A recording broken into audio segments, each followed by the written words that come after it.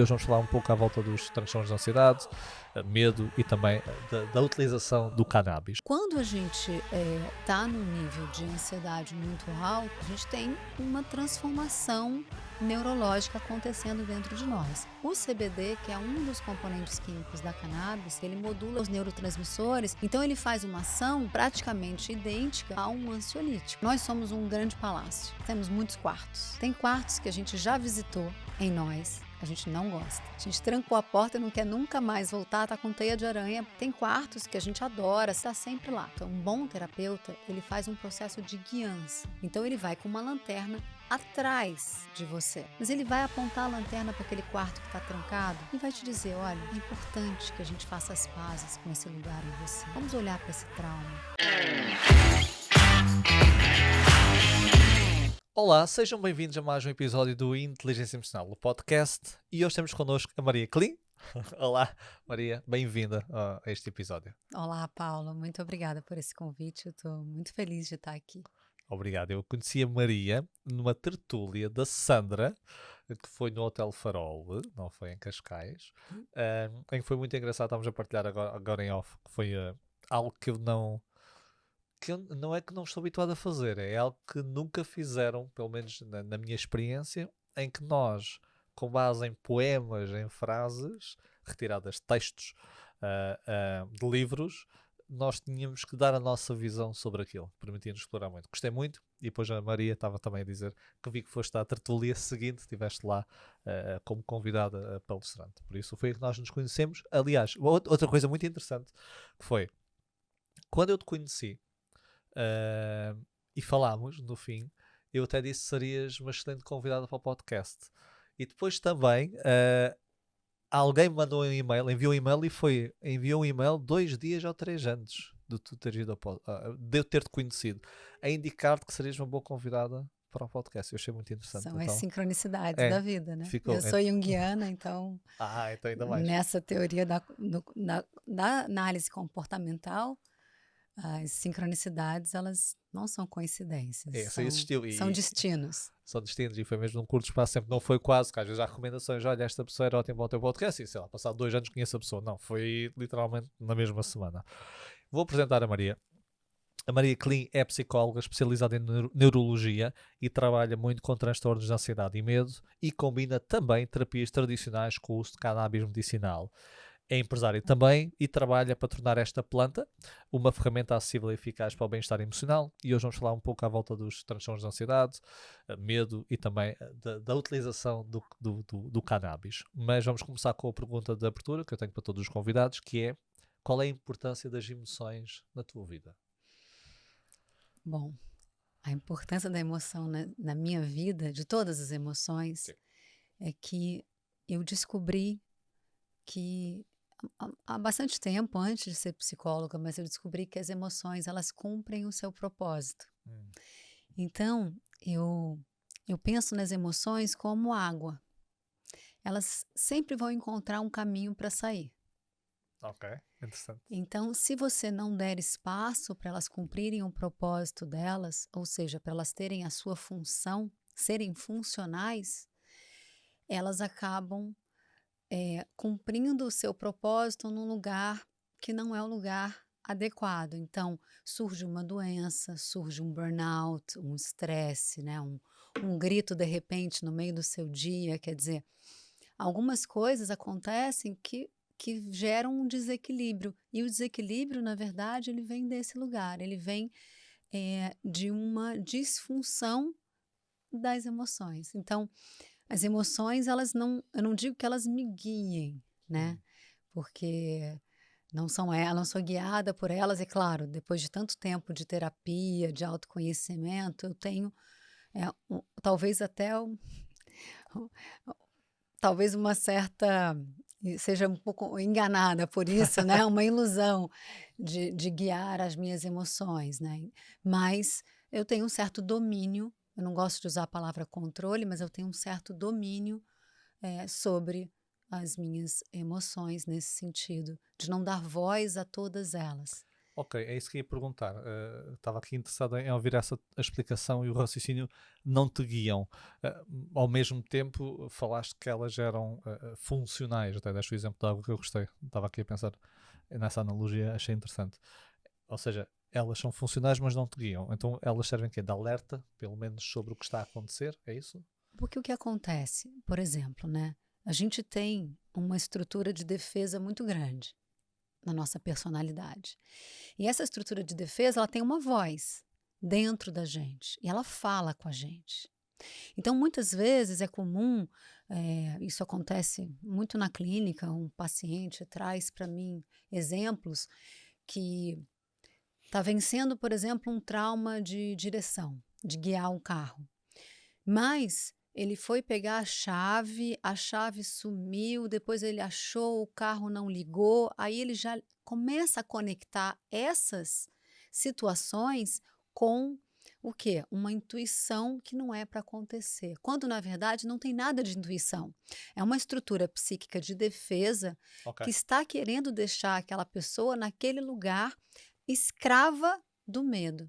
Então a gente tem que tomar muito cuidado, porque existe uma voz em nós que não somos nós, Sim. sabe? Então, por exemplo, se você está num, às vezes você discute no trânsito, né? E olha para aquela pessoa, a pessoa, ela, sei lá, ela grita com você, dá uma freada, xinga. Aqui em Portugal acontece bastante. E, e aí você pensa, você pode pensar, né? Nossa, quero dar um tapa na cara daquela pessoa, um soco, né? Eu quero até matar aquela pessoa. Sim. Essa voz não é você. Oh, Quem é você? Você é uma consciência atrás dessa voz que pensa: nossa, que pensamento terrível, não vou fazer isso. Então, quando a gente fala de emoções, a gente tem que entender, tem que para a gente ser guiado pelas emoções, exige muita clareza de qual é o norte que aquela emoção está te levando, porque existem emoções que vão te levar para um norte que não vai ser benéfico para ninguém. sim. Então, quando eu digo, né, eu não sou guiada pelas minhas emoções, não é no sentido de que eu não honro as minhas emoções, de forma alguma, ou que eu as nego. Pelo contrário, tenho certeza que todas as emoções cumprem o seu propósito e a gente precisa dialogar com elas.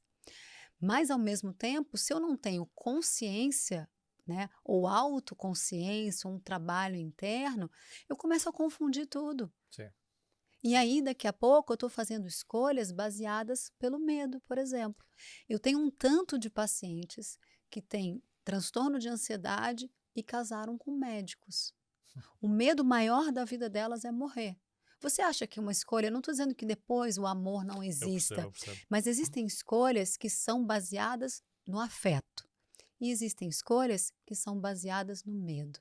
E se a gente começa a se confundir numa simbiose com as emoções, as nossas escolhas vão ser orientadas por emoções que nem muitas vezes são guias bons. Eu tenho, enfim, é uma frase minha, eu nunca vi isso em lugar nenhum, mas faz muito sentido para mim, que eu chamo de sanidade o espaço entre o que a vida traz de desafio e a minha resposta a esse desafio.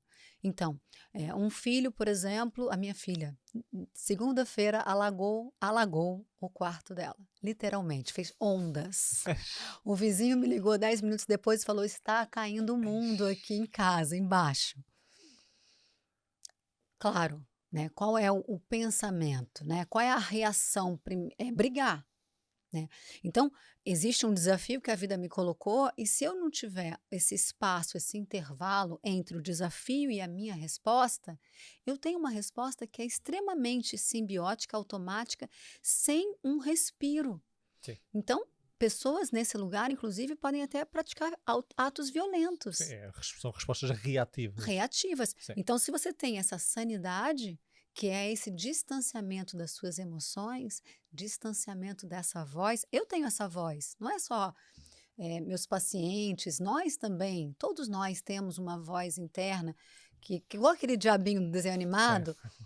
Eu, inclusive, tenho uma técnica que eu dou um nome para essa voz. A minha voz se chama Valquíria. Então, não é porque eu estudo ansiedade que eu não tenho ansiedade, né? Eu tenho um Isso mesmo. histórico de ansiedade, a gente vai entrar nisso. E às vezes a valquíria, eu estou prestes a entrar num avião, por exemplo, e está um tempo muito feio, mas eu vou trabalhar, dar uma palestra, a valquíria às vezes está encapetada. Ela começa, Maria, você vai entrar? Você vai morrer. Tem 2 filhas te esperando. Será que vale a pena? Não é melhor você ir para casa, fazer um chocolate quente?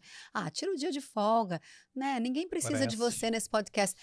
Então, às vezes, por que que eu dou um nome? E esse é um exercício muito interessante É, que funciona para muitos pacientes. Porque aí eu crio uma estrutura, né, eu dou uma personalidade, eu dou um nome, significa que a valquíria não é a Maria. isso. Tu distancias psicologicamente daquela voz. A valquíria mora em mim, mas ela não sou eu. É E isso. aí eu tenho que, às vezes, como eu falo com uma criança, também não adianta falar com violência conosco, né? Claro. Mas com uma criança, né? Com amorosidade, mais firmeza, cala a boca, valquíria. Quem manda aqui hoje é a Maria. E eu mando ela calar a boca. E aí parece uma coisa meio louca, Não mas é? tem muito embasamento científico Sim, sim, nisso, sim, tem. que é esse distanciamento, que é a sanidade, que é uma guiança de um lugar mais distanciado, porque eu tenho uma escolha. A gente tem poucas escolhas, a gente acha que a gente tem muitas escolhas na vida, mas na verdade é que os algoritmos e todo Sim, sim, sim, esse sim, sim, sim. universo está nos direcionando para pouquíssimas escolhas. Né? É muito comum que a gente siga, por exemplo, pessoas que a gente admira. Eu, por exemplo, eu sigo políticos que eu abomino, porque eu quero, na verdade, eu quero enganar o algoritmo. Eu não quero que ele fique me dando mais das minhas verdades para eu ficar alienada no meu universo. Tu queres ter uma ideia geral sobre o que está acontecendo no mundo. Eu não quero dialogar com mais Marias, Sim, pois percebo. fica fácil. Eu quero poder mudar meu ponto de vista, eu quero poder olhar de um lado, de um lugar diferente. Eu adoro mudar de ideia. Não sei se é porque eu sou aquariana, mas eu adoro. Adoro toda vez que a vida me traz algo que eu posso falar, opa, peraí, o meu ângulo era aqui, mas eu posso mudar É para saudável ter cá. esse pensamento crítico e flexibilidade cognitiva, que é um traço muito importante. E a postura da criança, né, do budismo, que é linda, essa postura da curiosidade, a gente praticar a curiosidade na vida. Isso, não assumir, não ter pressupostos. E eu gostei muito, e voltando atrás, essa ideia de não ser guiado pelas emoções, mas dar voz ao espaço. Ouvi uma metáfora, uma analogia, que era: nós somos um carro, não é? As emoções estão dentro do carro, ou seja, não podemos esperar pôr as emoções fora do carro, elas estão a conduzir connosco nesta viagem, mas é um bocado inconcebível querer que as emoções guiem esse carro, dar-lhe o volante. Então ok, as emoções estão no carro, mas há pessoas que acham por estar no carro, vão-lhes dar o volante. Não, vais para o banco de trás, com os filhos, ok, cadeirinha, estou-te a ouvir, estou-te a ver, estou-te a ouvir, mas ficas aí. E depois eu decido, se, sei lá, Perfeito. eu lembro quando era pequeno, dizia assim ao meu pai, acelera! E o meu pai acelerava se queria, às vezes acelerava, outras vezes não. Acho que é Sim, um pouco isso. é um pouco isso. E eu acho que tem uma questão da condição do ser humano que é importante demais para que a gente possa viver, é essa falsa sensação de algum controle, né? Uhum. É, é como se eu tivesse algum ato sobre aquilo, eu posso transformar aquilo. E, no fundo, a gente sabe que depois de muito trabalho, a gente não tem controle nenhum. A cura, inclusive, é de uma entrega, é a fé na vida, né? Então, essa que é a cura final. Mas é importante durante o processo que a gente talvez, né, se engane com esse controle. Hum. É como, eu não sei se você já viu pesquisas que são muito interessantes, que as pessoas elas veem partidas de futebol que já aconteceram e elas torcem. Elas torcem por quê? Elas têm essa fantasiosa ideia de que o meu pensamento diante de uma televisão que seja, ou mesmo que seja na arquibancada, mas nesse caso, como é passado uma reprise na televisão, vai interferir a realidade. Sim. E esse pensamento é importante para a nossa saúde mental em algum grau. Ele traz a esperança. Sim, sim, sim, Porque sim. se a gente também não tem nenhuma esperança de transformação, a gente fica o quê? Preso nas nossas certezas, né? Sim. Então, assim, eu não quero ter esperança porque nada vai mudar. Não, porque de fato algo pode mudar. E o que pode mudar? O que pode mudar é a nossa percepção da realidade. Sim, sim. Quando você pega, por exemplo, às vezes irmãos gêmeos que foram, né, têm a mesma idade, ou seja, tiveram os pais na mesma época, vivendo a mesma realidade, e eles têm percepção de traumas completamente diferentes. Um traumatiza, o outro não traumatiza. Sim, sim. Né? É essa a percepção que a pessoa tem. Eu gravei um episódio sobre a psicologia da superstição. E estive a estudar um pouco isso e estavas a dizer uma coisa muito interessante que é, por exemplo, se reparares, se alguém estiver a jogar um jogo de dados e se quiser, não sei até se já fizeste isso, até num jogo qualquer de dados, não precisa ser no casino, pode ser com as tuas filhas, e tu lanças o dado, não sei se já deste por ti fazer isso, se tu quiseres que saia um número maior, as pessoas tendem a jogar com mais força. Se quiserem que saia apenas um e o 2, quase que a pessoa, não sei se já vos aconteceu, quase só deixa assim cair. Faz assim. Só leve, porque parece que o leve dá menos número, ou seja, é uma percepção ilusória. Estavas a falar do futebol, a pessoa que acha que se não colocar aquele cachecol naquele jogo a equipa vai perder, ou se vir o penalti eles vão falhar ou não. E as superstições, elas falam desse ato de fé, que tem a ver com o que a gente estava falando, da importância desse ato de fé para a nossa sanidade mental. Isso mesmo. Porque se você vê isso muito nos trials, nas pesquisas com antidepressivos, o resultado do antidepressivo ele é igual ao resultado dos remédios. Meu Deus, falhou o nome agora. Sim, do placebo. Dos placebos, desculpa. Sim. Então, os antidepressivos eles têm um resultado igual ao placebo, às vezes até menor. E qual é a diferença? Porque a pessoa que está tomando ali a medicação clássica, ela não necessariamente está pensando que aquela medicação vai fazer o bem para ela. Ela pode estar pensando em efeito colateral, ela pode estar com medo. Né? E a pessoa que toma o placebo, mas num ato de fé, né, depositando naquele comprimido uma cura, se cura. Por quê? Porque essa potência de cura, e a gente vai falar sobre o canabinoide, tem muito a ver com isso, né, com o sistema endocannabinoide, essa potência de cura está em nós. Está em nós. Quando a gente vê essa situação de dois irmãos, um traumatizar ou não, a potência de cura está nessa consciência que está por trás do acontecimento. E que fez uma escolha, Paulo. Eu acho muito importante a gente trazer uma responsabilidade quando a gente fala de inteligência emocional. Existem escolhas. Né? É claro que existem muitas coisas que não são escolhas, mas existe uma escolha não da ação em si ou do desafio, mas da forma como eu vou lidar com esse desafio. Isso, não é a escolha do que te acontece, mas como lidas com o que te acontece. Isso. Eu, por exemplo, tive 20 anos de transtorno do pânico na minha vida. Né? O transtorno do pânico é uma ansiedade disfuncional num nível de sofrimento altíssimo. Eu não tinha nenhuma autonomia. 20 anos? Mais de 20 anos. Começou com que idade? Começou, eu sempre fui uma criança ansiosa. Então, eu sempre tive essa questão, né, de muita preocupação, de querer ter um controle sobre as coisas. Então, eu sempre tive esse histórico. Quando eu tinha meus 17 anos, eu tive uma primeira crise de ansiedade, mas que na época não foi caracterizada como crise de ansiedade, porque pouco se falava. Eu tenho 47 anos. Então, faz muito tempo. Depois, já com meus 22 anos, 21, 22 anos, aí sim, eu tive uma crise mais severa ainda, eu fui parar em hospital, e aí meu histórico todo, aí eu entendi que aquilo era uma ansiedade, e aí comecei toda a minha busca por uma cura desse lugar. Né? E eu achava lá atrás, né, por ingenuidade, que a busca que eu estava fazendo era para uma vida sem ansiedade. Só que hoje, né, é o que eu digo, né, às vezes chegam os pacientes para mim e falam, não, mas você não está me prometendo uma vida sem ansiedade. Eu falei, olha, se algum profissional te prometeu uma vida sem ansiedade, você foge de foguete. É isso. Porque ou ele vai te dar um tiro no pé, no peito, pode ser no pé também, mas no peito, né, vai te matar, ou ele vai te medicar tanto a ponto de você estar anestesiado. Da vida em geral. E aí, nesse caso, você não vai sentir ansiedade, mas você também não vai sentir alegria, tesão, nada. Né? Então, vale a pena? Talvez valha. Porque tem algumas pessoas que estão num nível de sofrimento tão Sim, claro. grande Continuado e sim, sim. que elas escolhem a medicação, e eu não sou contra a medicação. O que eu sou contra é esse superpoder do médico Hum. que decide pela vida do paciente e que não traz ao paciente nem sequer a possibilidade de escolha. Ele não sabe das consequências. Ele não sabe.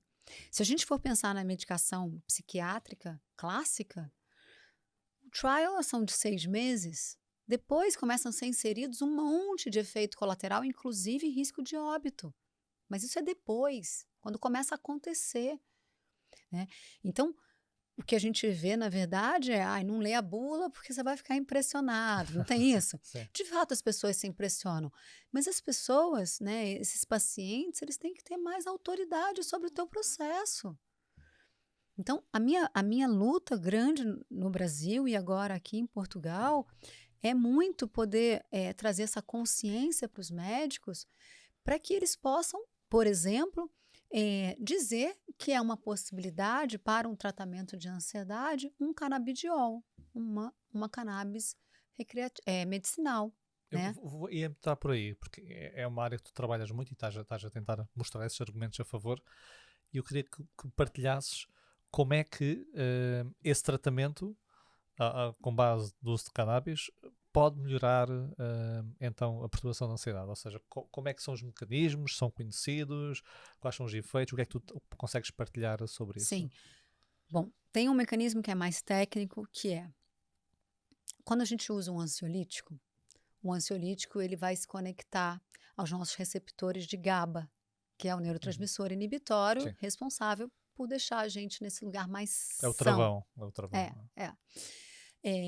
Mas um travão de forma equilibrada, né? Não é um travão do Sim, tipo, né, travão de brusco. mão. É um travão natural, Sim. né?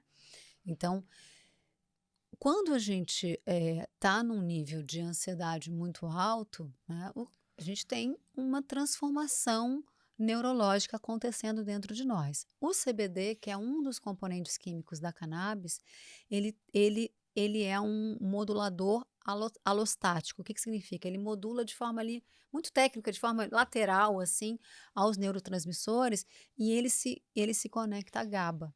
Então, ele faz uma ação que é praticamente idêntica a um ansiolítico.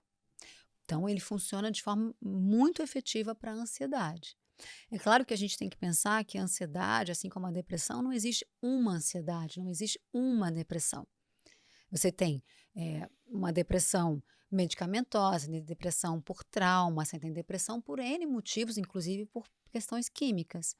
A ansiedade, quando a gente vai tratar de ansiedade, a gente tem que pensar se essa ansiedade é uma ansiedade que está gerando um sofrimento de excesso de futuro ou, muitas vezes, uma ansiedade que está causando, inclusive, uma procrastinação, uma paralisia. Porque, como a gente estava falando, as funções, quando elas estão funcionais, é ótimo. A gente sabe qual é o papel da É ansiedade. isso O mesmo. papel da ansiedade é fundamental para a nossa sobrevivência. Os nossos antepassados da caverna lá, se Sim, não eram ansiosos, morreram. O claro. leão comeu, o amiguinho do lado veio Temos e que prever matou. potenciais ameaças e preparar-nos para as Claro. mesmas. Sim. Então, a ansiedade ela tem uma potência, né, de evolução, de preservação da espécie, que é muito importante. Agora, Quando ela quando ela sai, está pois, disfuncional, sim. ou seja, ela não está cumprindo a sua função, que é a proteção, aí ela começa a causar sofrimento.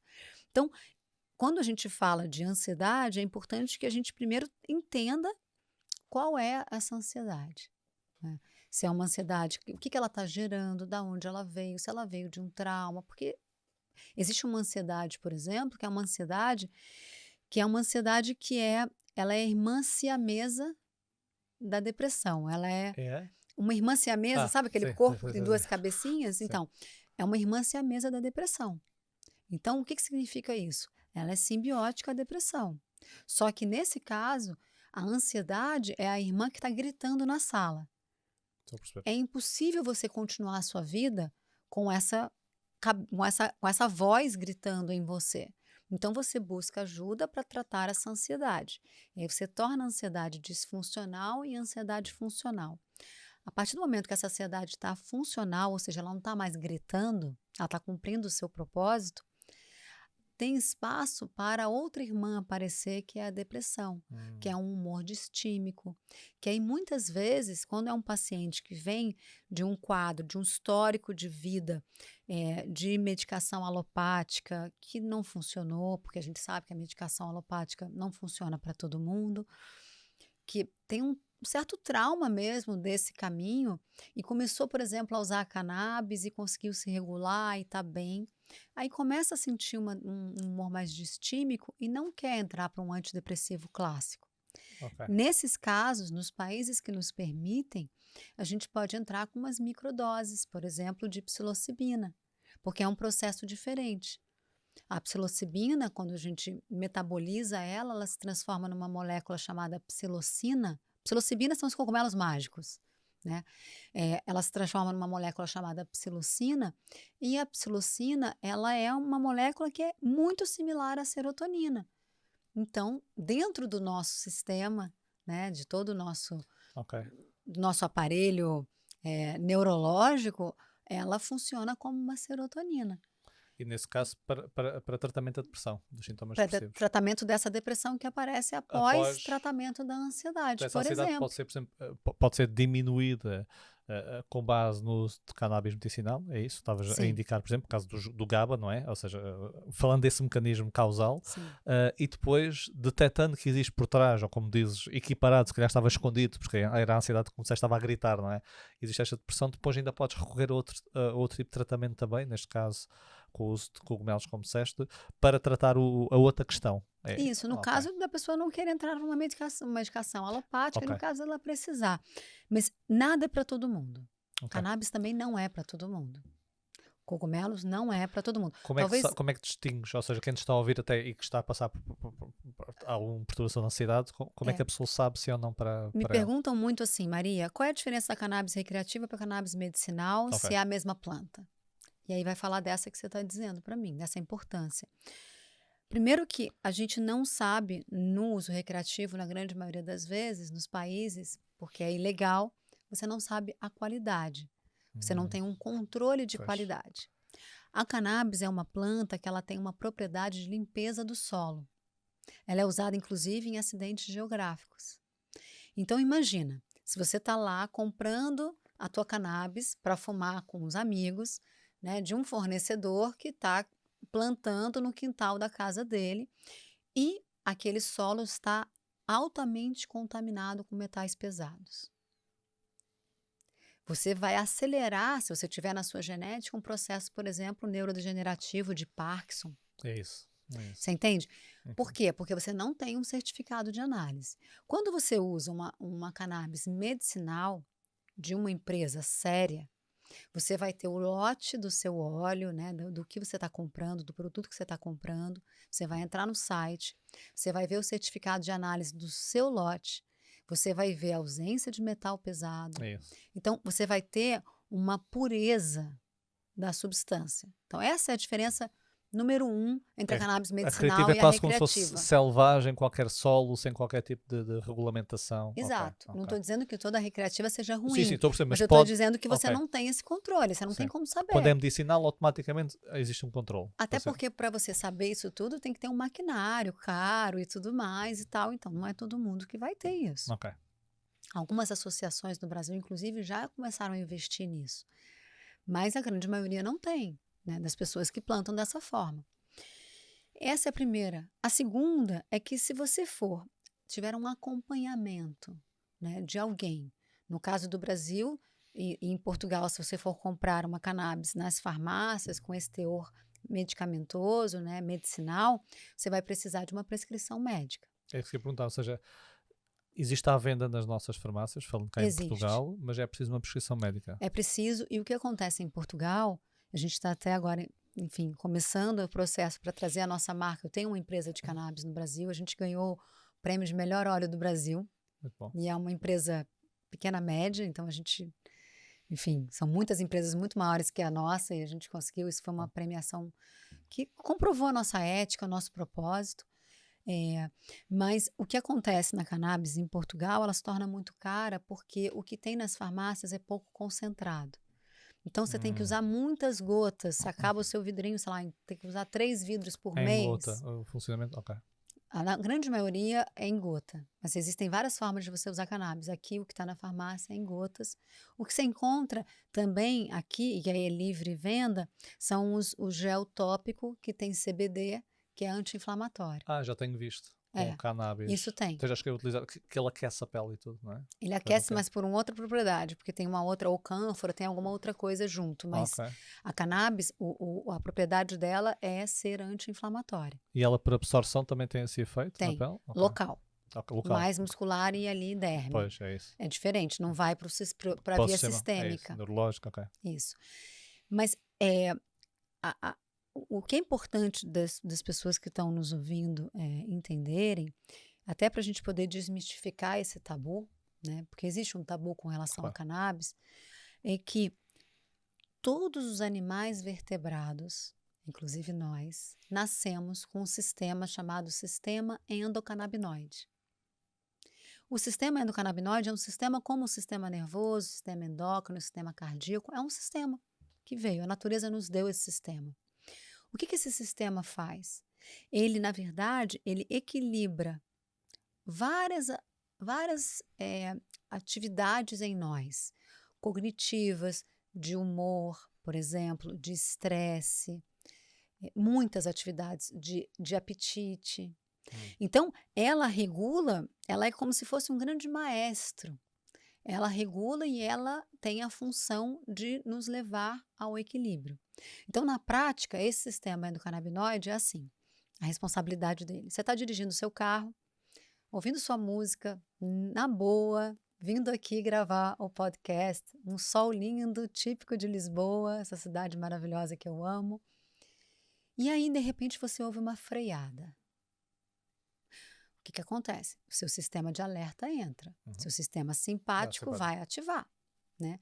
Então, sua pupila vai dilatar, sua mandíbula vai ficar mais tensa, sua mão vai grudar no volante, você vai arquear os ombros, pode até gerar um certo desconforto abdominal, intestinal. A sua respiração vai virar uma respiração curta, o seu batimento cardíaco vai acelerar. Por quê? Porque o seu corpo quer te proteger, ele é seu grande amigo, ele é a sua grande rede de apoio. Então, isso acontece num processo de proteção. Só que aí você viu, olhou para o lado, a freada já aconteceu, ninguém se machucou, você está intacto e tudo. O tempo que você demora desse estado alterado para voltar ao estado que você estava, ouvindo a sua música, na boa, curtindo o seu dia, quem define é o sistema endocannabinoide. Então, o sistema endocannabinoide ele tem uma função extremamente importante diante da vida desafiadora que a gente tem hoje. Não tem, ou seja, ele relaciona-se de alguma forma com o parasimpático, que abranda as reações exageradas? Sim. Okay. Ele relaciona com todos os processos que acontecem em nós, que é de voltar ao equilíbrio. Okay. Tá? Isso é o sistema endocannabinoide. Além disso, ele tem ação na nossa percepção da dor, na inflamação, ele é neuroprotetor, então ele tem várias funções, esse sistema. E como é que esse sistema ele é alimentado? Por canabinoides. Nós temos os endocannabinoides que nós produzimos. O leite materno é cheio de canabinoide. Ou seja, nós produzimos a nossa própria maconha. E está tudo certo. Começaram as mães começaram a transacionar. Não, porque assim, isso é uma transformação de um tabu que a gente entende. Isso. Sim, é né? isso. Porque, inclusive, já se sabe que o leite materno, a criança que é amamentada com leite materno, ela tem uma imunidade mais alta. Ela tem um sono melhor. Por quê? Por causa dos canabinoides. Só que o sistema endocannabinoide ele não é eterno, do mesmo jeito que a gente nasce, ele vai ter nuances. A idade faz com que o sistema endocannabinoide comece a produzir menos canabinoides. O estresse, a insônia, as doenças, a menopausa. Tem certos momentos que o sistema endocannabinoide ele fica sobrecarregado. Por quê? Está pedindo demais. E nós temos, então, eu considero um grande milagre na natureza, uma planta que se chama cannabis e que produz canabinoides, que são os fitocannabinoides, eles não são idênticos, mas eles são tão parecidos que os nossos receptores canabinoides recebem, aceitam os fitocannabinoides como nossos. Então, quando a gente está com o sistema sobrecarregado, seja pela idade, seja por isso tudo que a gente está falando, até por uma própria ansiedade disfuncional, você não está dando conta de produzir a quantidade suficiente. Você então suplementa o seu sistema com os fitocannabinoides. E aí você ajuda o seu próprio corpo, a sua potência de cura, porque a gente sabe que equilíbrio na natureza é saúde. Então, a sua própria potência de manter essa saúde através dos fitocannabinoides. E aí a mágica acontece. Porque, claro, uma pessoa com mais equilíbrio, ela vai melhorar o sono, vai melhorar o apetite, vai melhorar a libido. E libido não é só sobre cama, sexo. Libido é o tesão de estar vivo. Sim. É acordar de manhã e falar, uau. Então tu recomendas, faça o que estás a dizer, seria até bom uma utilização, digamos, diária, tal como às vezes há de suplementação, sei lá, É sempre de diário. B12, etc. Pode ser uma coisa assim diária e não, ou seja, não apenas para casos de intervenção. Ou seja, alguém com perturbação de ansiedade, se calhar tem o sistema endocannabinoide mais em déficit, não só nesses momentos, mas também no momento diário. É isso. Eu acredito muito naquela frase que o corpo fala. Então, quando o meu paciente, por exemplo, começa... Hoje foi o caso, eu atendi, né, um paciente antes de vir para cá, ele estava num quadro de ansiedade, muito sofrimento, há 2 meses atrás, começou a tomar cannabis, está ótimo. Ele falou assim, Maria, às vezes eu esqueço. Falei, tá tudo bem. Se você está esquecendo, é porque você não está precisando. Eu acredito nisso. Estou a perceber. Eu acredito nisso. O corpo conseguiu regular. Então, na verdade, você também tem que praticar uma autopercepção do que, né? Sabe aquela história de que grávida às vezes quer comer uma colher porque está precisando de ferro? Tem Seu isso. corpo, sim, isso, É o isso. seu corpo quem está pedindo. Então, eu acredito nesse processo. Mas para iniciar o tratamento que é o tratamento que tem eficácia com a cannabis, ele tem que ser usado diário, 2 vezes ao dia. De manhã e à noite. O que acontece também é que, como a gente estava falando da diferença do medicinal, se a pessoa está fazendo uso medicinal, ela vai ter um acompanhamento de um profissional.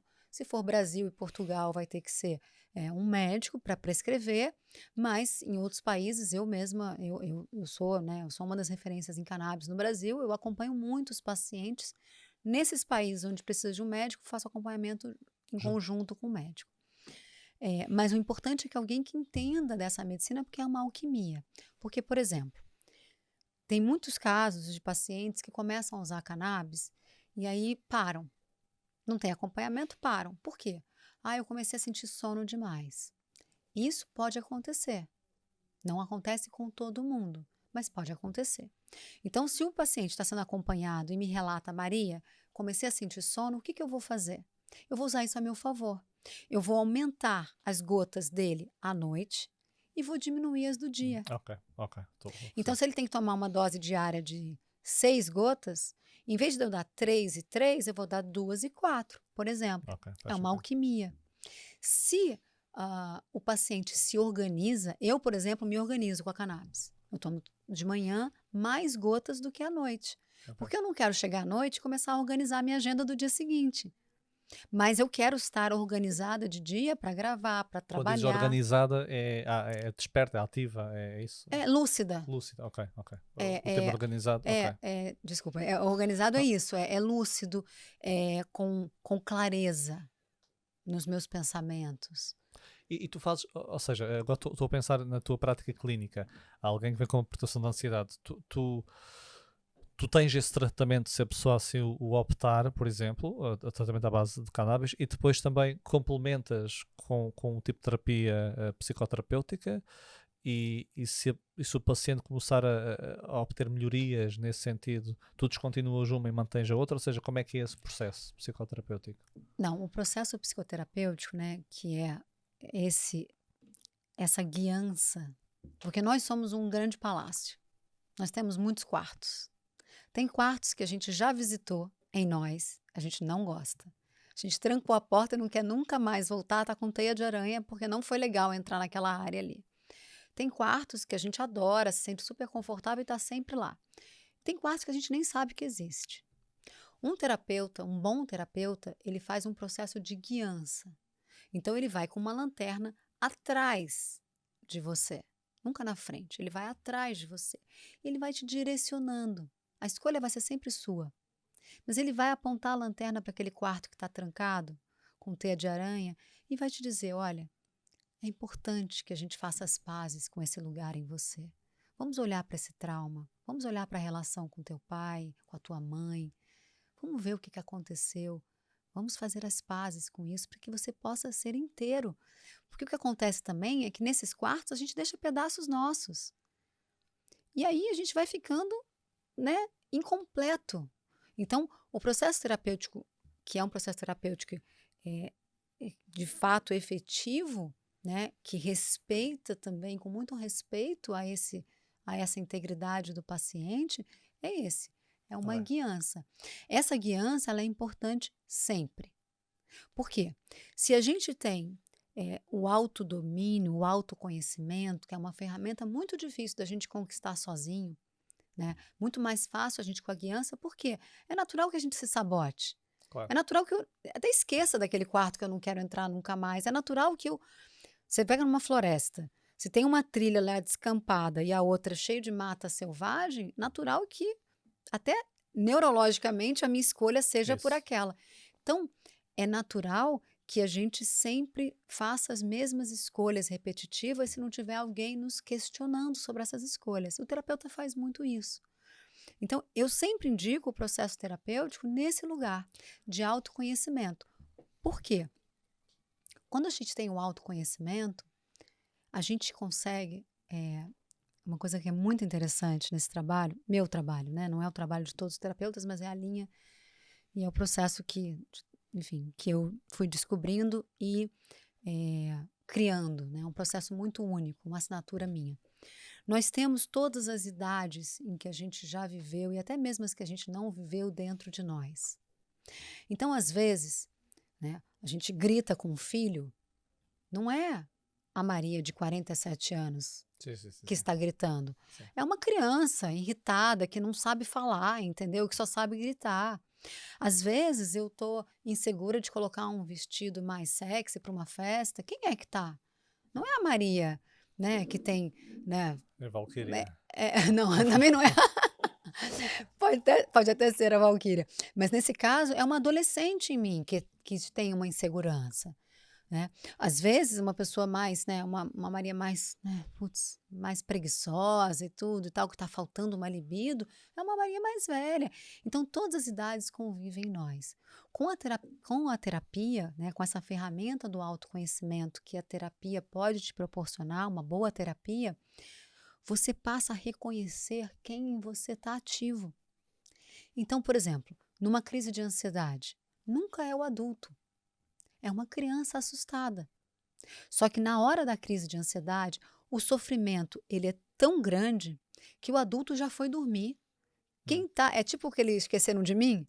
Saíram todos os adultos da casa e ficou uma criança que não tem condição nenhuma de lidar com aquele sofrimento. Sozinha em casa. Ela panica. Sim. Claro, sozinho nesse templo sagrado nosso, ela panica. Então, por que quando uma pessoa, né, um paciente, alguém está com uma crise de ansiedade, eu consigo acalmar esse paciente estando em Lisboa e meu paciente estando nos Estados Unidos ou no Brasil ou no Porto? Por quê? Porque não é um adulto que está ali. É uma criança que funciona com essa criança o universo da fantasia. Igual a babá eletrônica, não sei se em Portugal tem. Uma babá eletrônica que bota no quarto para ver se o bebê está chorando. É um walk-talk, Tipo uma câmera. Esse é uma câmera. Sim. É igual aquilo. A mãe, quando começa a falar com a criança por ali, a criança escuta, ela acalma. Ela não sabe se a mãe está na sala, no quarto do lado, ou em outro país, ou a tantos quilômetros de distância. Ela, Sim. pela fantasia, quando acalmo um paciente, eu uso o mesmo contexto da fantasia. Eu acalmo ele porque eu acalmo a criança nele. A realidade dele que está desperta. Ok. E no processo de autoconhecimento, você começa a acordar um adulto. Porque quando eu pego um paciente em muito sofrimento, é nítido que o adulto dele já saiu de férias. Não deu conta, lá. deixou a casa sozinha para a criança. E essa criança não vai dar conta. Então a gente precisa trazer esse adulto, acordar esse adulto. Por quê? Porque não quer dizer que a pessoa não vai nunca mais sentir ansiedade.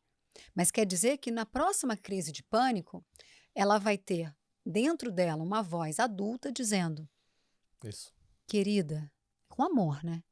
Querida, ninguém morre de crise de ansiedade. Ninguém nunca morreu, ninguém nunca vai morrer. Porque quando você está em crise de ansiedade, o Naquele seu momento corpo... parece que... Você tem certeza. É isso. Mas por quê? Porque o seu corpo acreditou que você estava em perigo e ele está agindo para te proteger. Ele nunca vai querer te matar. Então, tudo que ele está fazendo, o taquicardia, né, a sudorese, até a própria, que a gente chama, aqui eu não sei como é que fala, mas você fica um pouco confuso Confusão mental, mentalmente. sim. Por quê? Né? Porque o sangue saiu da Sim, cabeça, é foi isso. para as extremidades, o batimento Para cardíaco. fugir, isso. Você precisa ter mais sangue bombeando para Para as lutar ou pernas, é fugir. isso. Então, é sempre num contexto de te salvar. O corpo não quer te matar. Então, se eu tenho um adulto presente, né, uma coisa que eu faço também com meus pacientes, que é muito legal para quem estiver nos ouvindo em sofrimento, é criar um mantra. Mas esse mantra tem que ser criado num momento de sanidade, não no momento que você está com crise de ansiedade. Então, por exemplo, esse mantra é um mantra universal. Ninguém morre de crise de ansiedade. É um mantra, funciona muito poderoso. Você grava aquilo igual uma criança quando está na Disney e você coloca o seu telefone, né, numa caneta no braço da criança, você tatua. Ninguém morre de crise de ansiedade na pele. Quando você estiver em sofrimento, mesmo que o seu adulto estiver dormindo, não tem problema. A criança olha, ninguém morre de crise de ansiedade, ninguém morre de crise de ansiedade. Pronto. E é impressionante como uma informação tão básica como essa é tão pouco divulgada, porque a nossa mídia, até os nossos próprios profissionais, Paulo, de saúde, eles querem o quê? Eles querem pessoas escravas deles. O meu processo todo é de devolver a autonomia. Os meus pacientes não ficam comigo mais de alguns meses, entendeu? É um processo que é de mão dadas, mas é para que ele vá voar. Claro. Como os passarinhos. Claro, eu sou só uma, amanhã eu não estou nem mais aqui. Deus, eu não sei quanto tempo isso. a minha vida vai durar, entendeu? E eu não dou conta. Hoje eu tenho uma lista de espera enorme no meu consultório. Então, eu estou lançando um curso esse mês. Vou lançar antes da Feira do Livro também um livro sobre ansiedade com ferramentas, né, e uma metodologia que se chama Raiz, que é uma metodologia que eu criei. O R de reconhecer, aceitar, integrar e zelar. Então, são 4 etapas que você vai sair ali no momento final, pelo menos fazendo as pazes com a sua ansiedade, que já é um super primeiro passo. Muito bom. Raiz, mete Raiz. E vais lançar o livro... Antes da Feira do Livro. Ok, este episódio estamos a gravar a 24 de Abril, mas deve estar no ar em junho, por isso deve ser nessa altura. Ai, que bom. Já tens o nome do livro? Assim fica já aqui Sim, para os nossos ouvintes. Guia do Autodomínio. Guia do Autodomínio. Isso. Okay. E depois vai estar disponível... Vai estar disponível em e-book, né, na versão digital e na versão... E fisicamente também nas livrarias.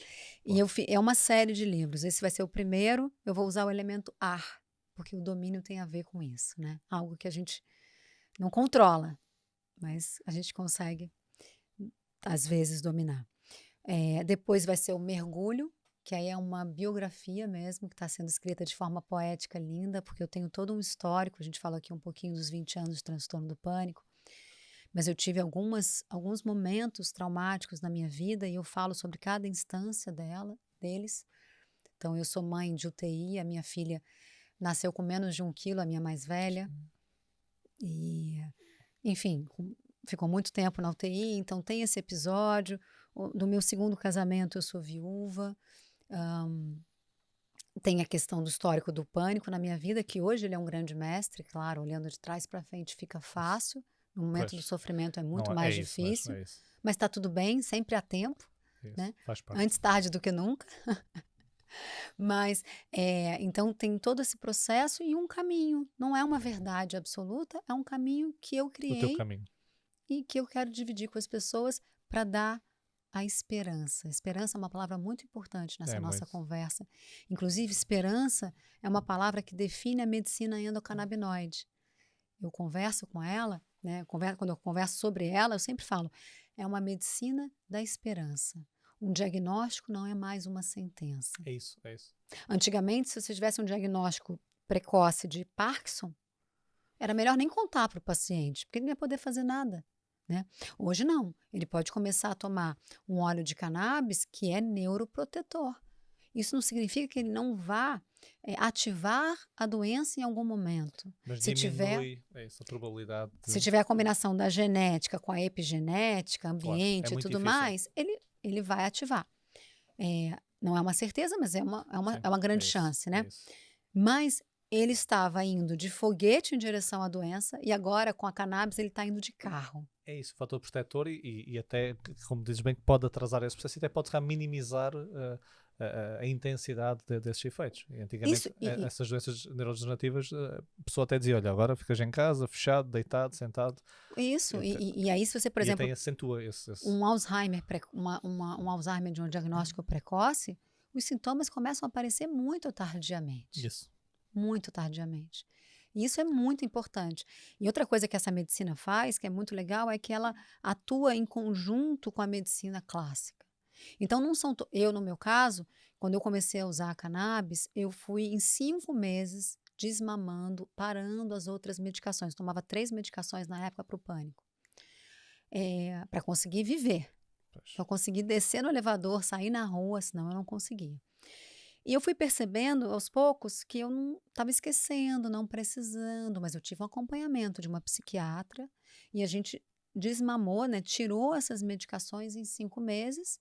Já tem muitos anos que eu uso só a cannabis, eu continuo usando. Né? Como a gente falou no início aqui em off, eu não deixei de ser uma pessoa ansiosa Isso, porque eu dedico a minha vida a estudar a ansiedade. Muito pelo contrário. Né? Mas eu tenho esse domínio. Eu consigo colocar ela num lugar eficiente, num lugar funcional, Isso que é mesmo. muito importante. No banquinho dos passageiros, no carrinho dos bebés. Ali, É isso aí. cadeirinha. Porque a ansiedade, inclusive, é aquilo que faz a gente levantar da cama de É manhã, o isso. cortisol matinal. É Você como tu fala, disseste, não se deve, não é possível com os pacientes anular a ansiedade, ninguém tem a ausência e se tivesse era disfuncional até, como tu dizes. disfuncional, anular a tristeza. Tem pacientes que chegam para mim e falam assim, Maria, eu acabei de me separar, eu estou muito triste, eu preciso... Não, calma. A tristeza está cumprindo seu propósito. Isso. Se você não estivesse triste diante de uma separação, seria muito mais preocupante. E as pessoas tentam colocar dormentes com isso, com bebida, com escapes, em vez de Que processarem são as essa tristeza. anestesias, Isso, né? anestesias. Muito comuns. Celular é anestesia, Isso. sexo, compra, esporte pode ser anestesia. Vamos Tudo sair que daquele sentimento. tudo que está ali cumprindo uma Perfeito. função. Perfeito. Maria, eu agora gostei muito e é uma área de todo que eu não exploro, então estava muito curioso em ouvir e fiquei convencido e fiquei muito, achei muito interessante essa visão. Agora eu tenho aqui um conjunto de questões e algumas já tocaste um pouco, mas vamos seguir essa sequência. Nós temos um evento que é o evento de inteligência emocional e anualmente vamos para a 3ª edição e temos temas diferentes em cada evento. Então eu tenho 5 temas que eu vou colocar e cada tema tem uma pergunta para te colocar sobre esse tema. Tá então, divertimento, empatia, burnout, felicidade e superação. São Tá. 5 e tenho uma pergunta para cada, ok? Te vou colocar. É um pouco off do tópico, mas é uma que eu faço a todos os convidados também. Divertimento. Qual foi a coisa mais divertida que já fizeste? E pode não ser, às vezes, a mais bloqueia-nos, mas uma coisa divertida que tenhas feito e queiras partilhar. A coisa, olha, eu pratico a diversão todos os dias da minha vida. Estou pensando aqui. Inclusive, as minhas filhas falam, mãe, você é muito louca. Na escola das minhas filhas, quando começa, eu vou com camisa de cogumelo e não sei o que, a minha filha fala, ai, mãe, pelo amor de Deus, Aquela vergonha. o povo já acha que você é traficante, drug dealer. Agora vão achar que você também é louca. Aí faz fila para conversar comigo e tal. Então, e quando eu estou tomando as minhas microdoses, eu vou pensar nisso, porque eu vou te responder essa pergunta. É muito difícil eu ir para trás, porque minha vida é muito divertida, mas talvez o mais divertido, mais próximo de agora. Sim. A última vez que eu tomei a minha microdose, eu fui para o ginásio. Coloquei meu fone. Daqui a pouco, Eu estava no meio do ginásio e dançando muito. Aí chegou um cara e começou a dançar comigo, que ele adora, ele dança inclusive na esteira, ele é maravilhoso. Daqui a pouco começou a vir outro e a gente fez uma super dança, era uma festa na academia. Nossa. Mas por quê? Porque eu tive a possibilidade de desconectar, né? E ir para um lugar que a gente tem dentro da gente. O humor é curativo. A quantidade de cura que acontece quando a gente consegue rir da gente. Eu gargalho de mim às vezes, sabe? Outro dia eu estava gravando um programa, eu estava com um óculos aqui, o outro óculos aqui, daqui a pouco minha filha falou, mãe, você não tá bem não? Eu falei, uau, peraí e tal. Mas é isso, se a gente puder usar, o Papa, tem uma frase do Papa que eu li ontem, que ele fala assim, pode se rir até de Deus, pode se rir Ótimo. de tudo. Rir é curativo, o humor é de fato algo que leva a gente, né, que transpõe a gente para um lugar mais elevado. Sem dúvida, perfeito. Gostei Então, muito. é essa da dança. A da dança e eu gostei também da t-shirt dos cogumelos, achei. Gostou? Porque essa para mim é comum, mas para os outros não é. Muito bom, muito bom. Empatia.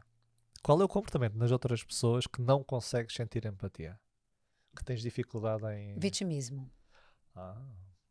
Interessante. Vitimismo para mim é um comportamento que eu preciso exercer a paciência, muitas vezes, que também é uma virtude que eu preciso exercitar. Então eu comprei no Corte Inglês tipo um puzzle, mas na verdade eles são micro pedrinhas e ele tem um conceito muito parecido com aquelas mandalas dos monges. Então você tem lá um desenho e você vai colocando as micro pedrinhas em cima São do quantas pedras tens desenho. de São dizer? mais. O que eu comprei tinha 2.000 pedras, mas tem de 500, tem de 1.000, Ou deve seja, ter de aquelas 10 para fazer mil. aquele padrão, aquelas pedrinhas E aí todas. vai ficando, depois eu te mando a foto, vai ficando a coisa mais linda do mundo, Mas como é um se fosse um padrão, não é? É tapete. uma imagem ou é um padrão? Você pode escolher, tinha um quadro do Monet, tinha um beijo, tem várias coisas, e você escolhe. Às vezes tem animais, e eu escolhi e fiz, É bom para treinar a paciência. e Sim. eu E a preciso treinar a frustração. paciência. Preciso. Então, Vai tudo. então eu uso, inclusive é importante a gente treinar as Sim, virtudes, sim, e é sim. muito difícil, muito. porque as virtudes que a gente tem dificuldade são as virtudes que a gente mais foge, Isso. né? Inclusive, quando algo engatilha na gente, é algo que a gente também tem dentro da gente, É um porque espelho. o espelho ele só funciona para algo que eu reconheço. Isso mesmo. Então, é o que dizem, né? Quando as caravelas chegaram, os índios no Brasil nem reconheceram. Isso. Por quê? Eles não tinham ideia do que era uma caravela. Se Deus descer à terra hoje, ninguém vai reconhecer, a gente não sabe a forma de Deus. E a mesma coisa acontece nesse processo de espelho. Se o outro está trazendo algo que eu não conheço, que é desconhecido, que eu não acessei em mim, eu não vou reconhecer. Agora, se esse outro traz algo que é comum em mim e talvez um quarto daqueles trancados com teia de aranha que eu não gosto, desculpa, que eu não gosto de adentrar, esse vai tocar, vai engatilhar.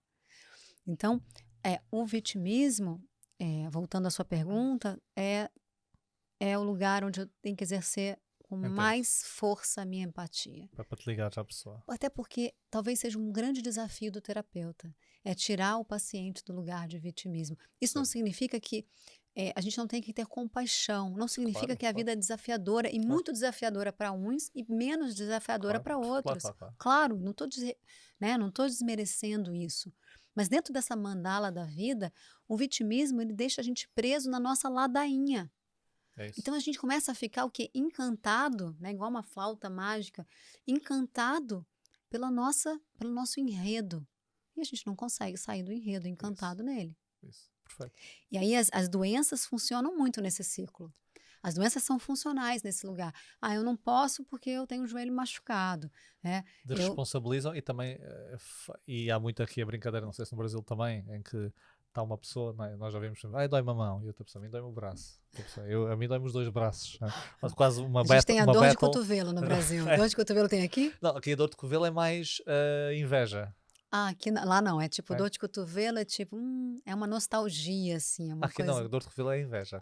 Se eu tenho dor de cotovelo de alguém, é inveja de alguém. Mas aqui há muito isso e alguém que comunique nesse sentido também é uma forma de obter atenção, porque por vezes se eu comunicar que estou doente ou que estou mal ou que a minha vida está mal, tenho atenção. Se não comunicar nada ou comunicar só bem, se Exatamente. calhar tem afastamento, falta de atenção. E aí Então, você percebe como é uma criança ativa?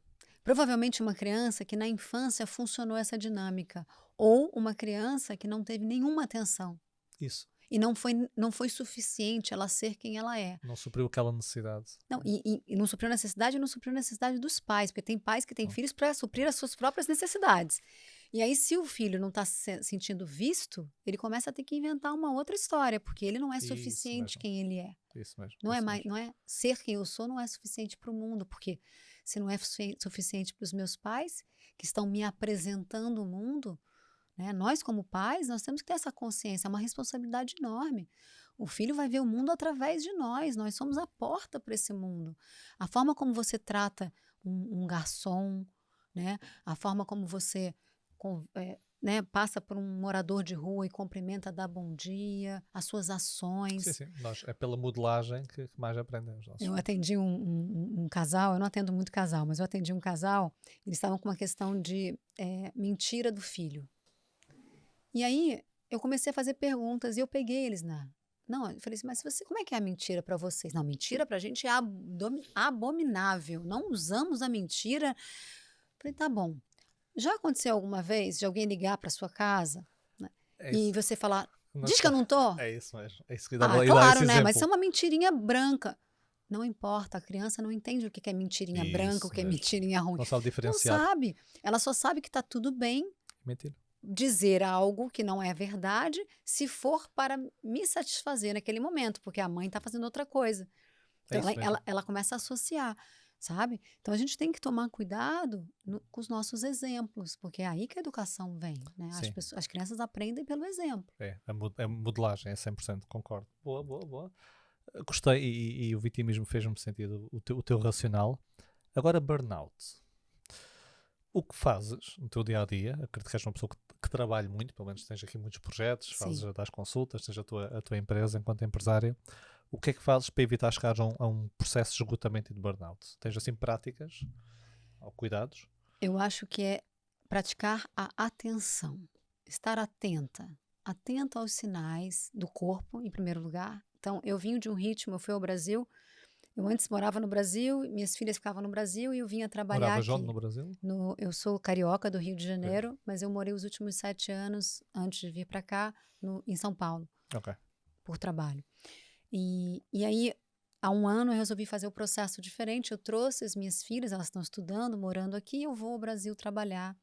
E eu acabei de voltar do Brasil, eu tive um ritmo muito acelerado, eu fiz várias gravações, fiz um evento importante para a revista Bazar. E, enfim, voos curtos, muitos voos no Brasil. E essa semana, eu cheguei tem 2 semanas, semana passada, uma hora eu estava fazendo uma coisa até, lendo um romance super bem e tal, o meu olho começou a Pescar. piscar. A tremer. E eu não estava, perceba, eu não estava me sentindo ansiosa. Eu não estava achando que eu estava ansiosa ou que eu estava em sofrimento. Eu poderia ter ignorado esse fato.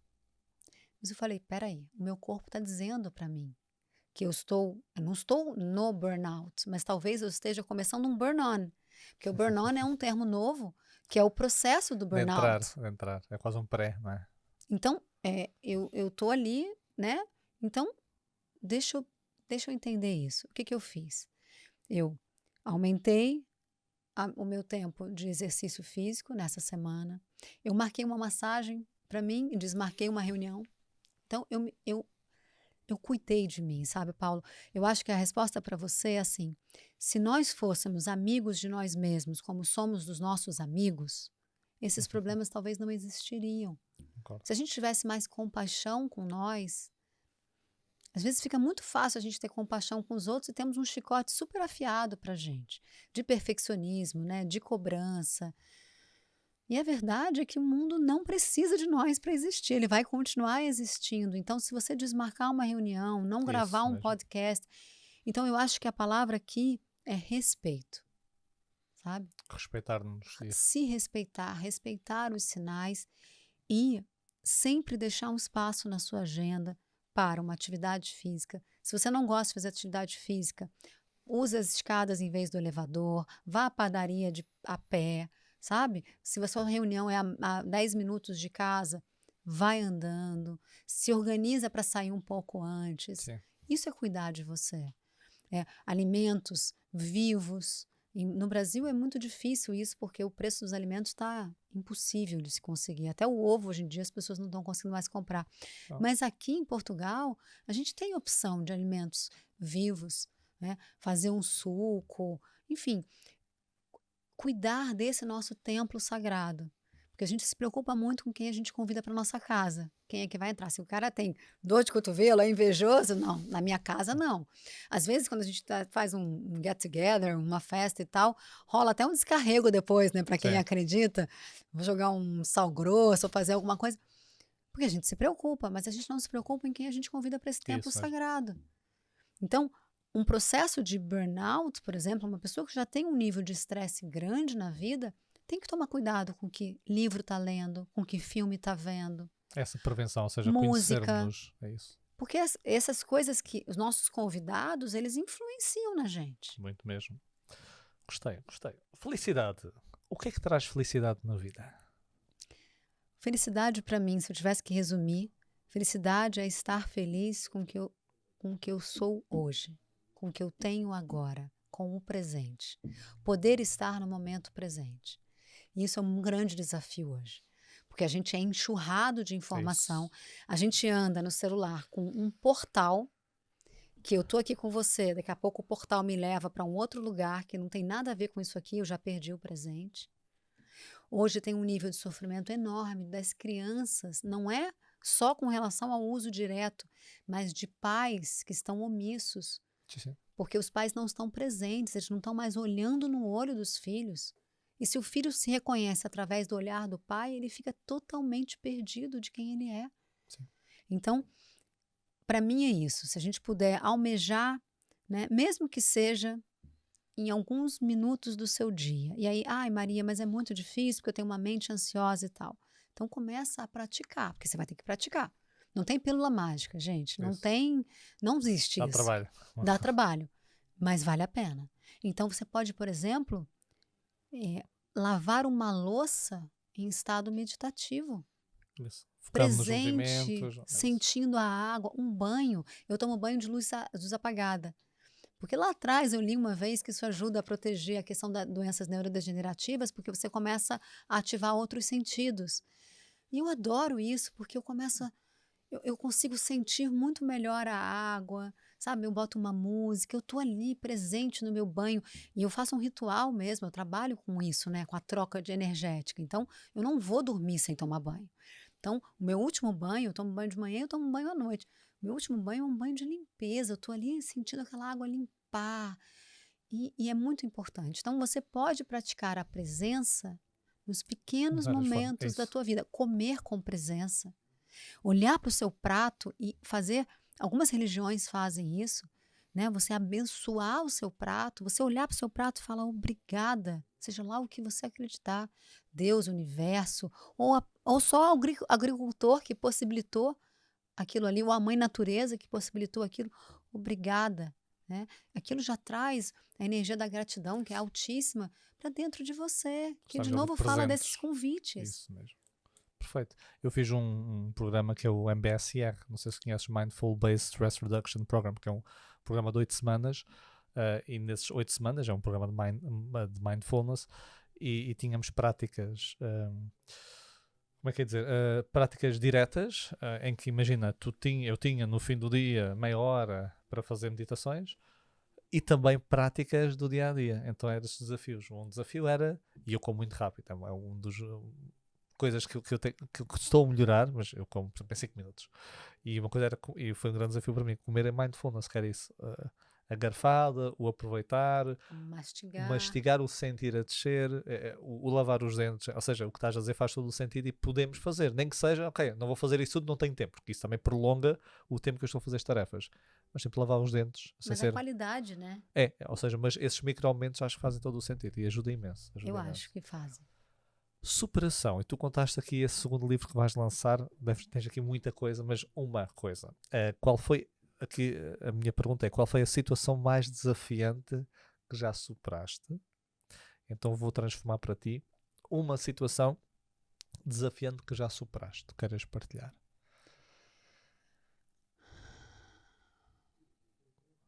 Eu passei por alguns desafios.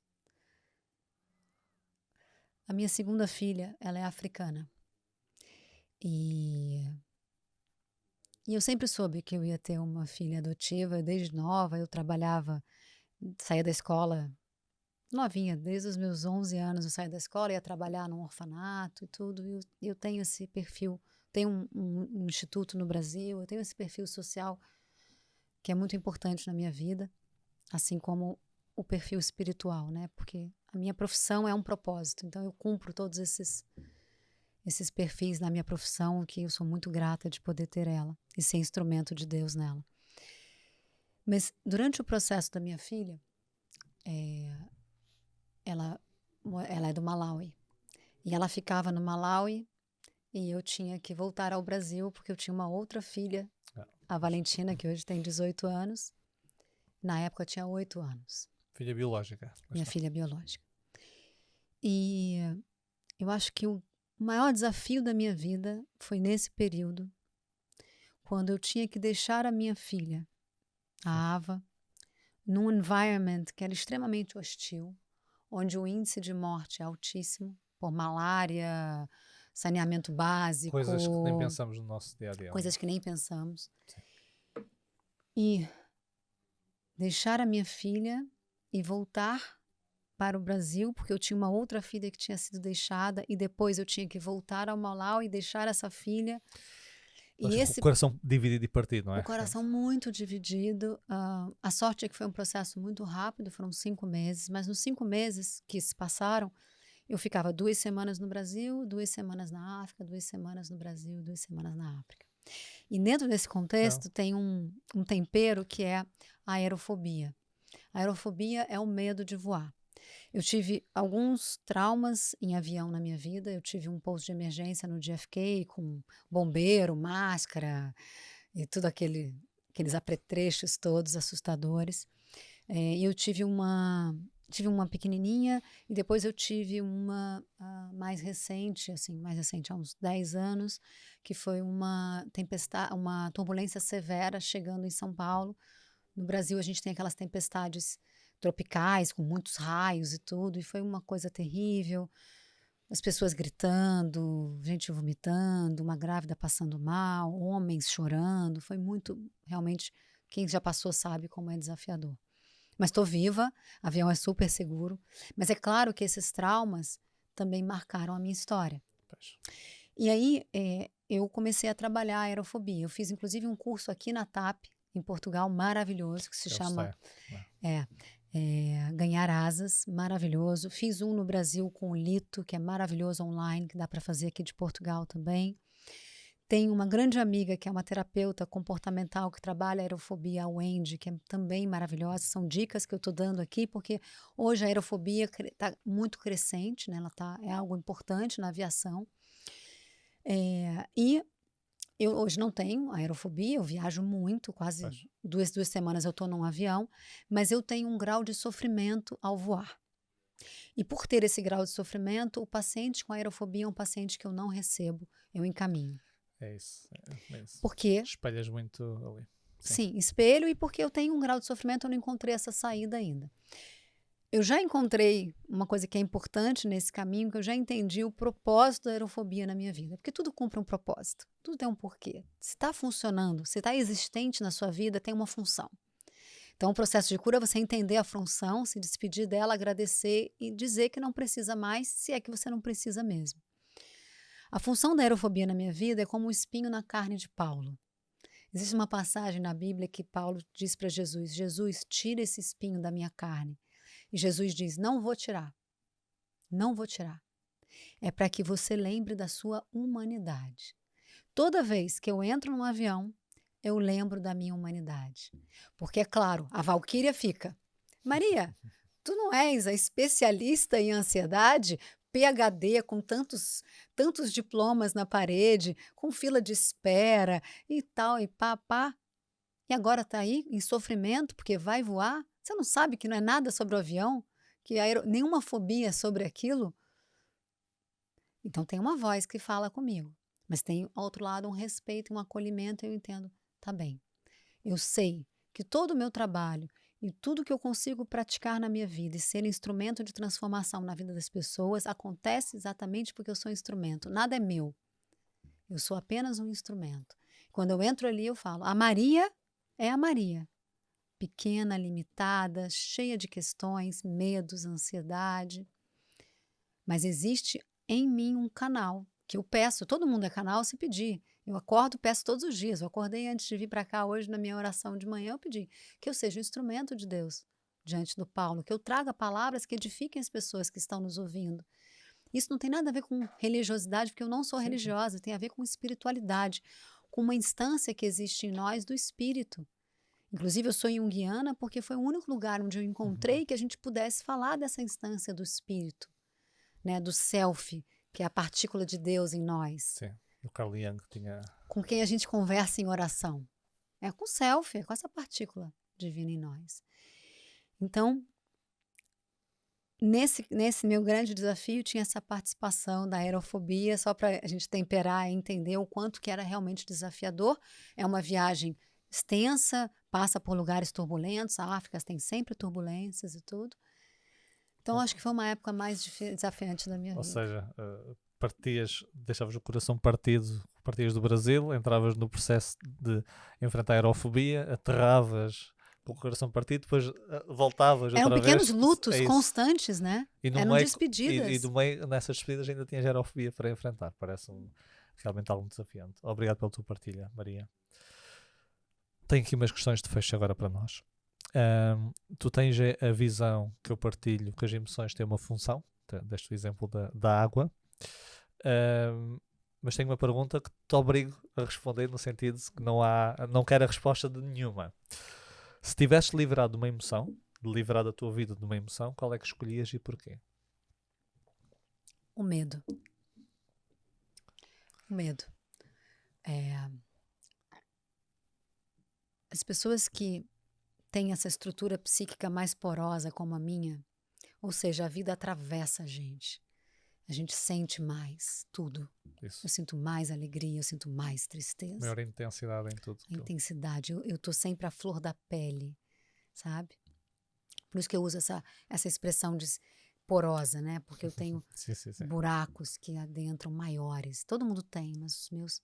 Alguns vestem uma armadura, né? Inclusive é um livro super interessante de indicar, que é O Cavaleiro Preso na Armadura. Um livro desse tamaninho, eu comprei aqui na Livraria da Travessa, maravilhoso, do Robert Fisher, e fala sobre isso. Então, algumas pessoas vestem armaduras e não deixam nada passar. Eu não. Eu tenho buracos, crateras em mim.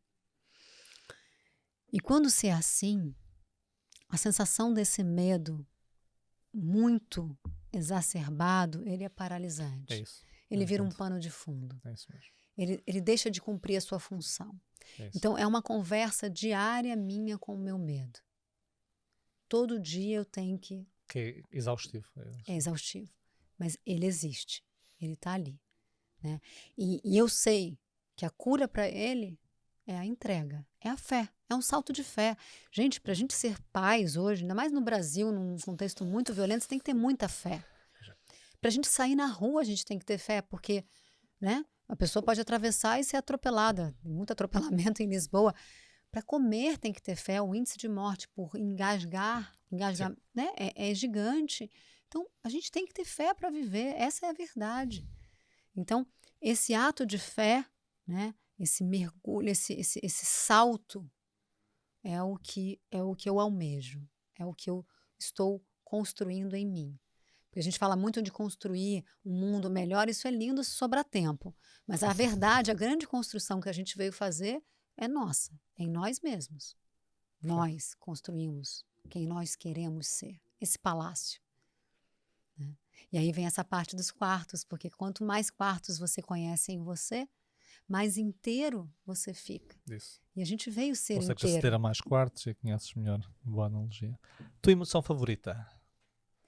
Emoção favorita, Maria? Minha emoção favorita.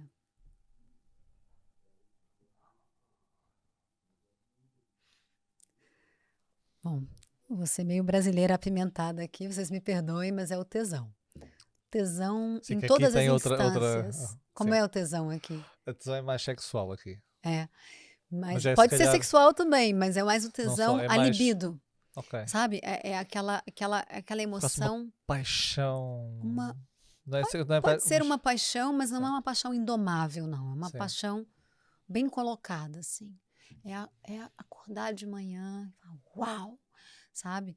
É conseguir vir no caminho, olhar e me encantar com a paisagem. Eu acho que é isso, é o encantamento. Encantamento, uma boa emoção. Gosto, gosto, gosto. Boa. Maria, tu agora por acaso recomendaste nenhum, mas a pergunta que eu também costumo colocar aos nossos convidados é para partilharem um livro que tenha tido algum impacto positivo em ti. Não precisa ser o melhor livro que já leste, mas um livro que tu recomendes os nossos ouvintes poderem ler.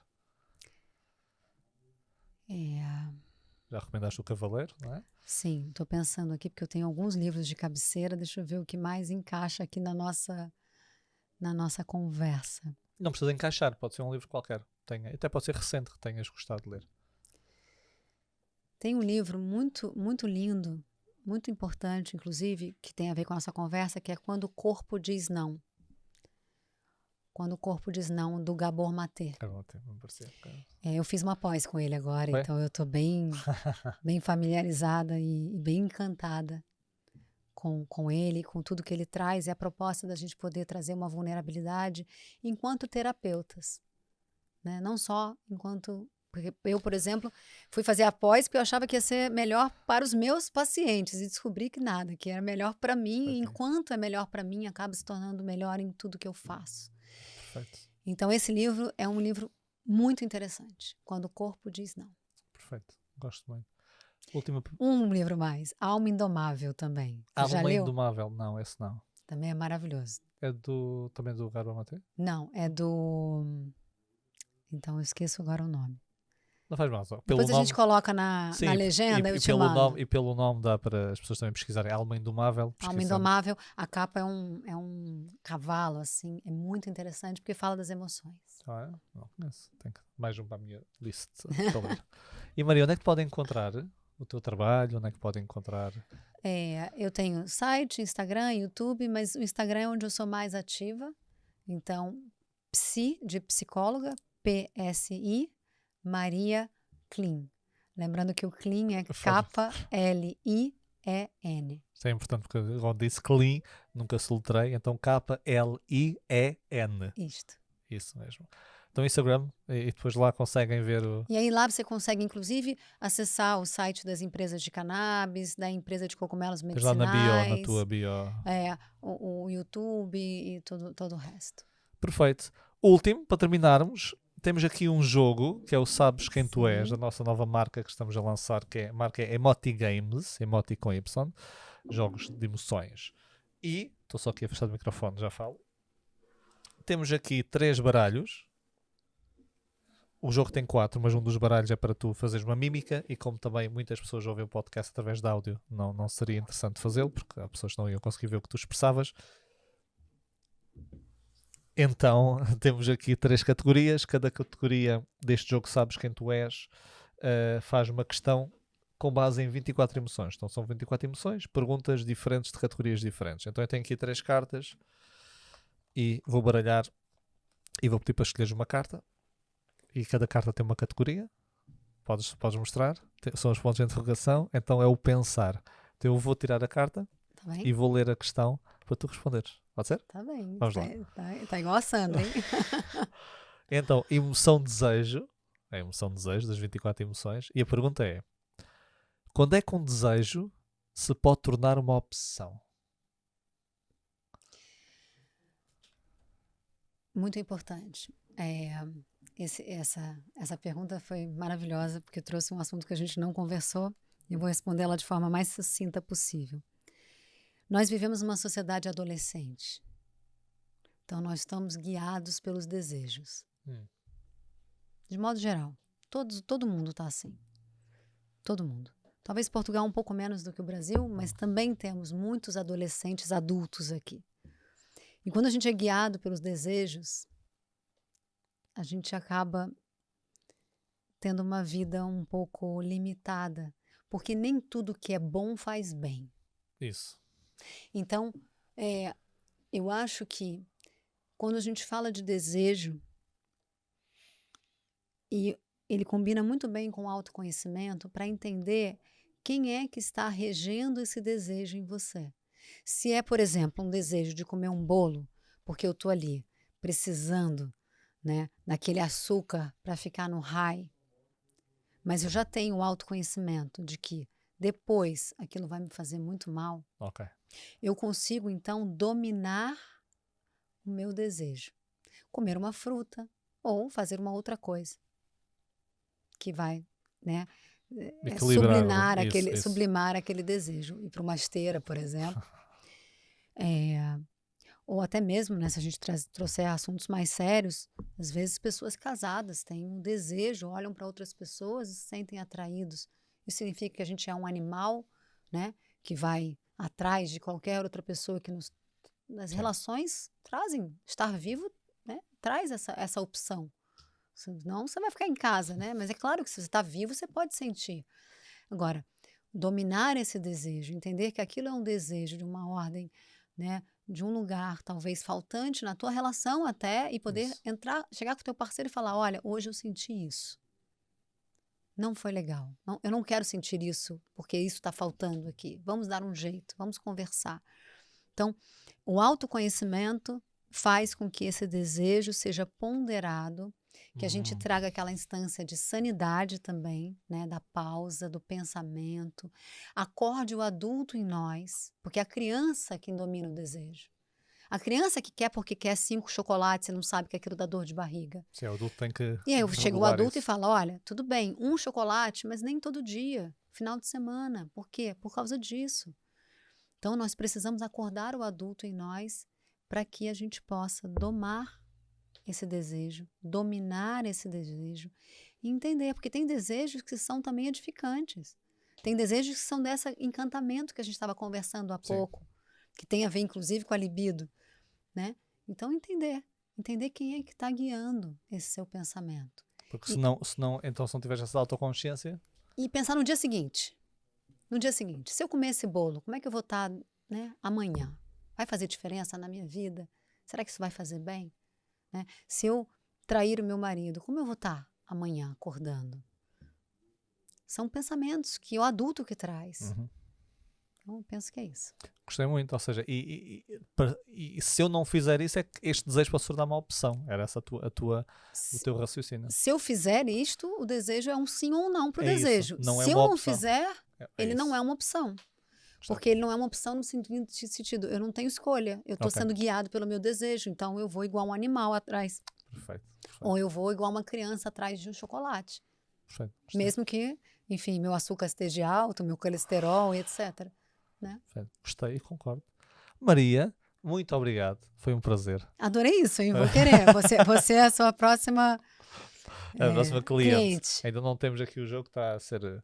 Está em processo de fabrico, mas sim, tem aqui perguntas que fazem pensar Parabéns, um pouco. Gostei, adorei. Obrigado, Maria, muito bom, obrigado. Obrigada a você e obrigada a todos que nos receberam. Obrigado. Nas suas casas, nos seus templos sagrados. Isso mesmo, seja na passadeira, seja no carro, seja a passar a ferro. Depois tenho mensagens disso, estou a passar a ferro e ouvi o teu episódio. Então, muito obrigado por estar nesse lado e vemos no próximo episódio do Inteligência Emocional Podcast. Até lá.